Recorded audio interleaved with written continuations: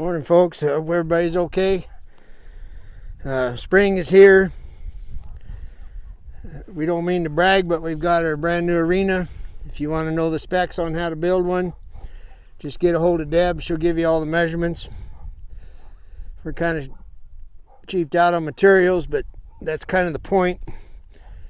Behind me, you'll see another stretch of long dirt. This isn't going to be a lienzo for tailing. This is actually going to be a barn back there with a bunkhouse. And next year, we're going to start taking folks in as students, because I got a lot of fence to build. So anyway, this is the layout of the place. And today what I want to do is I'm going to be working and stopping. But now it's the discipline ride, and that means on me. The discipline part hadn't hit home yet, but I have to be disciplined. We've been outside enough times now where he's moving, he's carrying me. And today is about a circle. And it's about me asking the left front foot to reach, not behind, just out.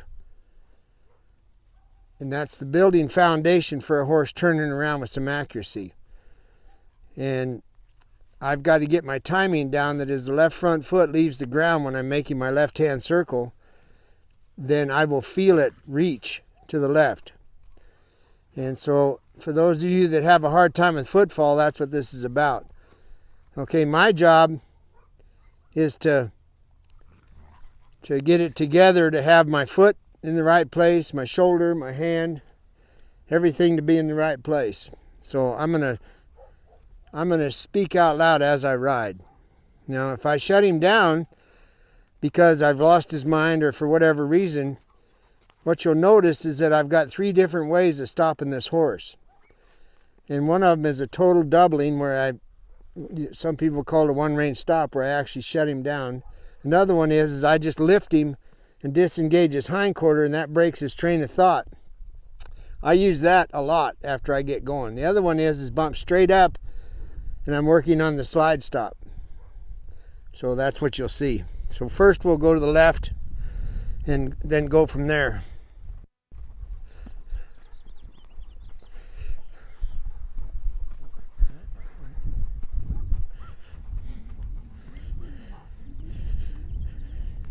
Now, it's like all places. The most important thing I'd like you to get out of today, for my opinion, is that when you ride in an arena, if you ride on the rail or the fence, you're only riding half a horse. If you don't have a fence, or you stay 15 feet off the fence, then you in fact have to ride both sides of the horse. And that is what's important to me. Getting a horse broke to a fence in an arena, to me, is the same as lunging, which is, if you look it up, it's called mindlessly wandering. So now he just relaxed and let go, so now I can start teaching. I'm just walking in a left-hand circle, my left rein shorter than my right.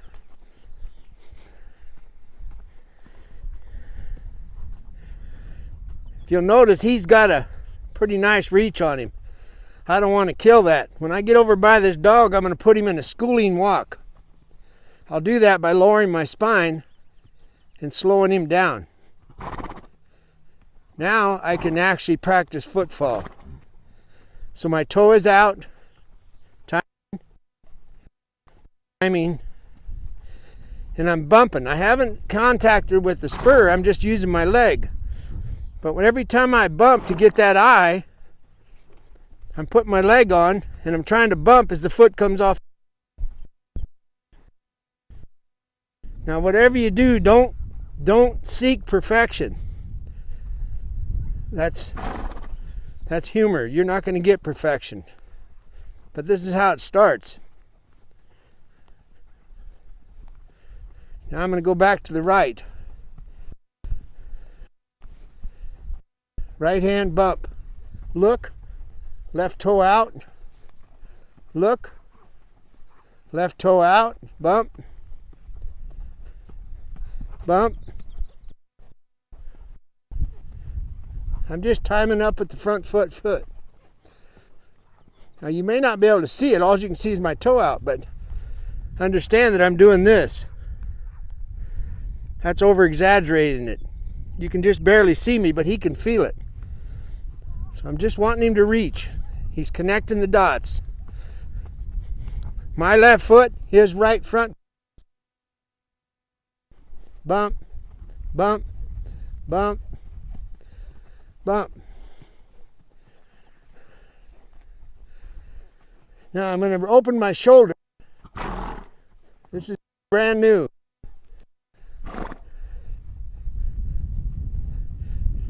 Now I'm going to stop.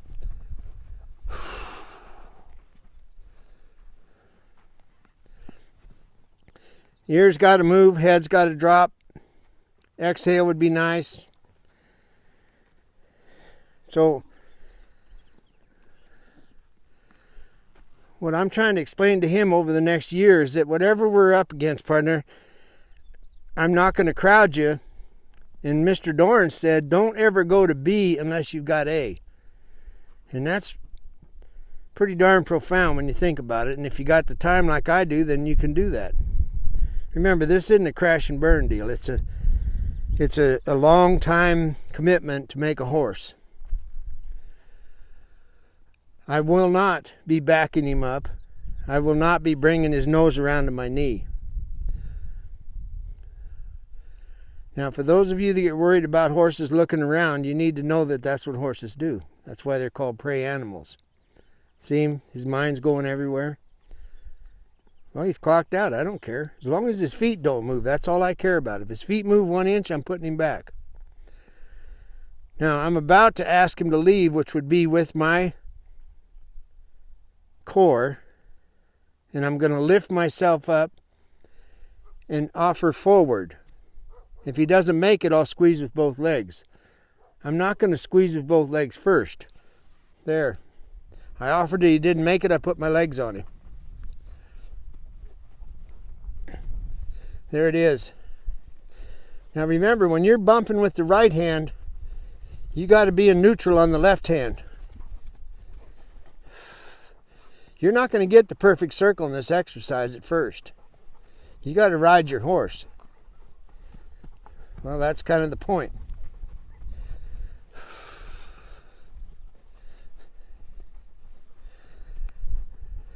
Looking, left leg, left, bump.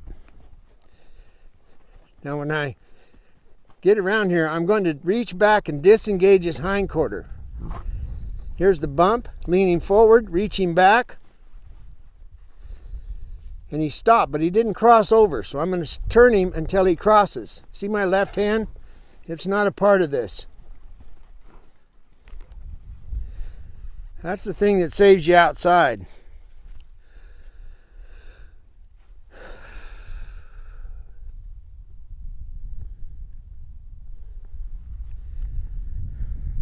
This is what a student looks like.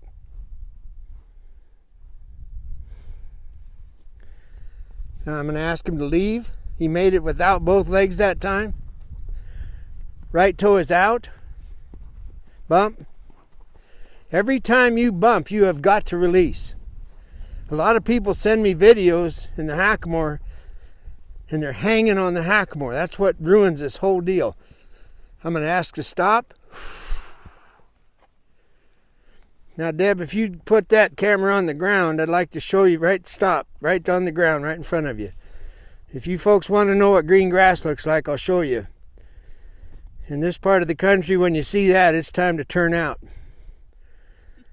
And the day you turn out is the first day of the roundup. That's actual grass.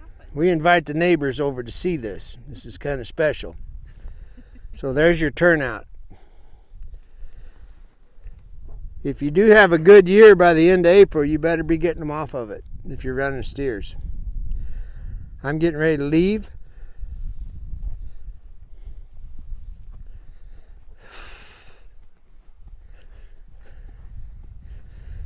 Now, something to remember is that I'm staying in the halter longer than I normally do because I haven't got all the rides like I did when I was riding for the public. We got other things going on. Well, I don't, It's not like I got to start over every time because he's got good retention. There, that's the curve I'm looking for. Now because of the outside leg bumping, the inside leg hanging, today he's feeling the weight of the inside leg, which is making him round. I'm not having to press with it. I'm just hanging. All right, now the left front foot is what I want you to watch. He's set up for it. There. Now I'm going to ask him to get set up for the right front foot. If you lean to the inside, you might as well go to Sturgis. So now my right leg's hanging, and he's actually pushing on this one. So I'm going to get it active and move him out. There he's out. Now he's round. I'm rounding him with my leg, not with my hand. So now everything's back on the payroll. Bump, bump. All right, now I'm getting set up. Once I get his brain back, you see how he's gone? That's what colts do. Now I'm going to ask for the right front with my left toe out, and I'm going to lift my right shoulder. There.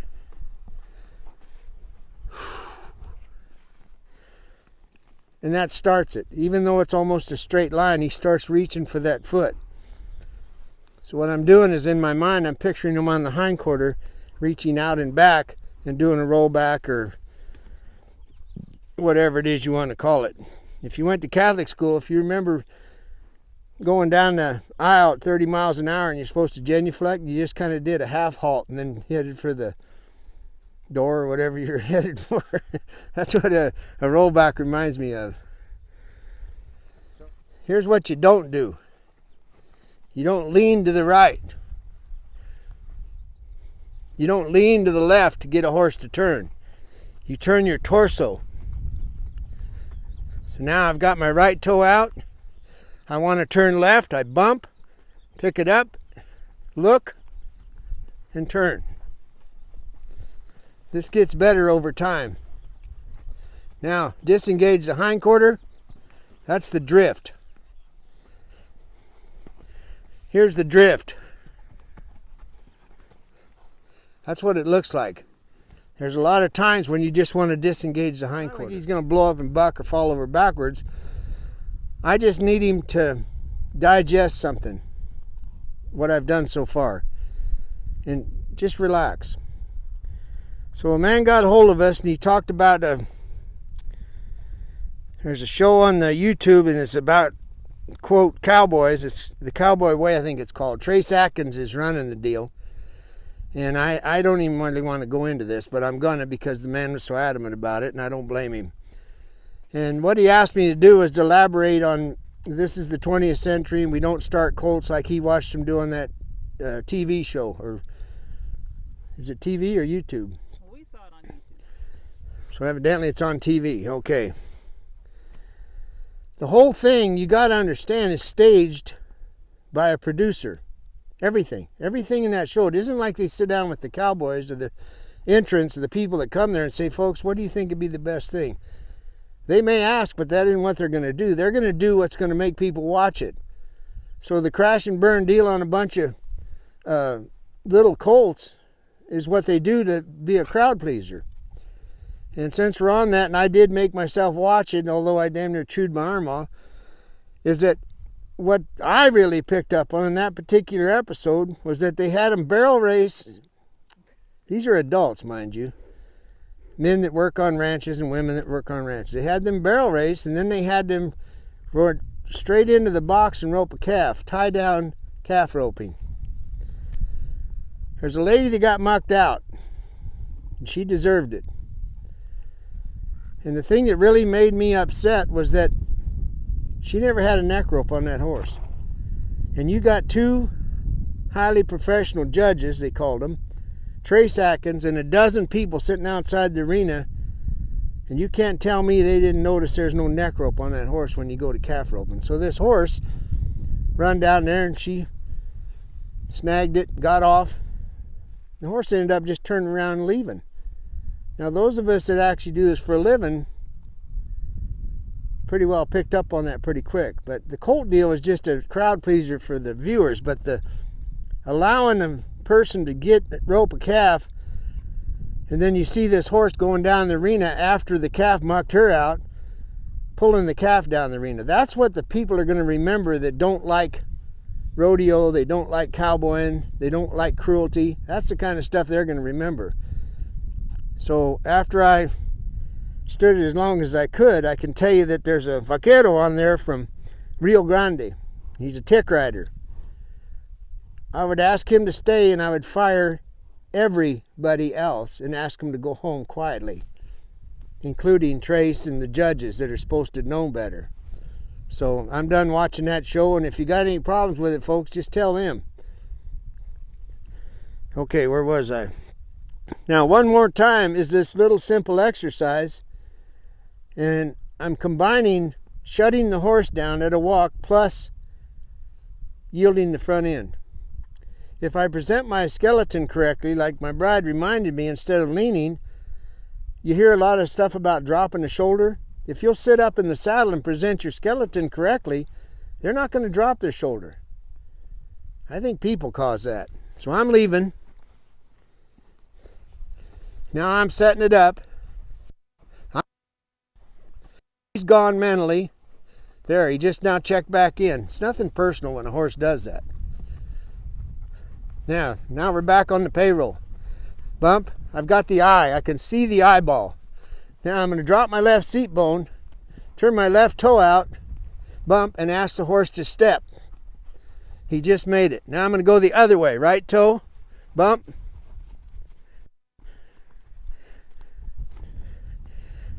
Now for those of you that want to ride a colt, please remember that my offhand is doing nothing. And later on, my offhand is what's going to put him on the hindquarter. Nothing with the left seat bone down, left foot out. My left foot is turned out. Bump, bump, get my horse back. I don't want him to shut down. I want him to keep going until I tell him no more. There. Here it comes. Toe out. Thank you very much. Made it. Toe out. Thank you very much. Still thank you. This is the disciplined rider, Pat, not the colt.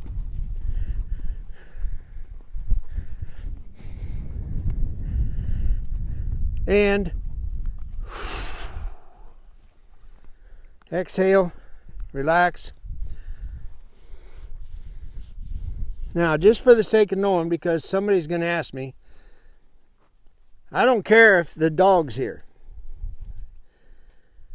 Because since we're so cheap and won't buy materials, we're not in a corral. Now, when I go in a corral, no dogs go in a corral. If they come under the fence, I will stomp them on their head, because they're not allowed in the corral. This dog doesn't know that we're in my make-believe arena. So that's the different line. Stock dogs for me don't go in corrals. You don't need them. I basically use dogs for pairing things up. Now I got to give you a quick deal, because now our world's changing because of spring and all that stuff. And just so you know, I'm doing some one-day clinics going cross country. I'm heading for the Carolinas.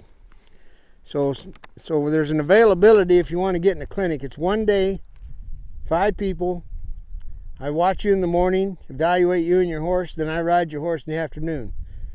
And if I choose not to ride your horse, don't take it personal. So I'll be in Granbury, Texas, April 1st for a clinic. And Deb will put the contact deal up on the screen. Or if you want to get in, just let us know. It'll be on the website too in the next 2 days. It'll be on the website in the next 2 days too.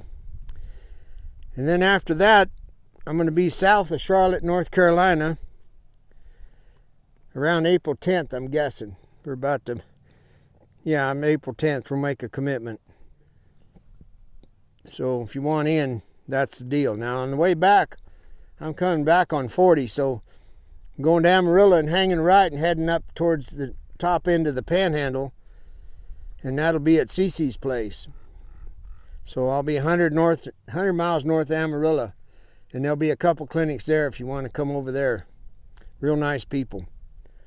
So that's where we're at this moment. And it's that time. I'm making a pretty big circle. So hope to see you, and if you get a chance, that'd be nice to ride with you, and or just come and watch. But anyway, you probably already figured it out, but I don't like big clinics. I like small clinics in one day. So thank you very much. That's pretty much it.